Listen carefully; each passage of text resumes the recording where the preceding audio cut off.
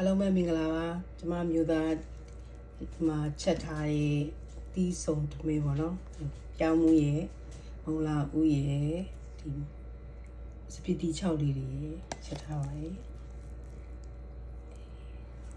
အများကြီးပဲ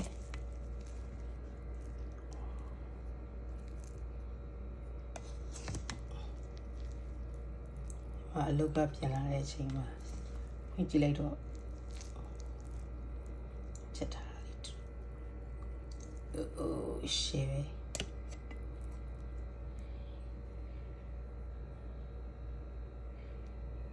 အများကြီးပဲโอเคဆက်ကြပါအောင်ရှင်ဝင်းနေတာပဲဒီစုံထမင်းလေးပါဆက်ကြပါအောင်နော်အားလုံးပဲမင်္ဂလာပါကျမမျိုးသားဒီမှာချက်ထားတဲ့တီးဆုံထမင်းပေါ့နော်ပြောင်းမှုရဲ့မုံလာဦးရဲ့ဒီစပီတီ6လေးတွေချက်ထားပါတယ်အများကြီးပဲ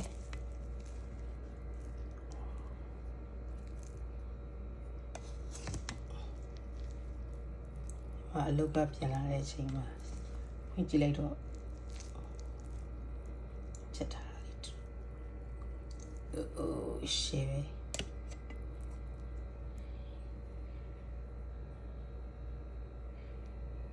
အများကြီးပဲโอเคဆက်ကြပါအောင်ရှင်ဝင်းနေတာပဲဒီစုံထမင်းလေးပါဆက်ကြပါအောင်နော်အားလုံးပဲ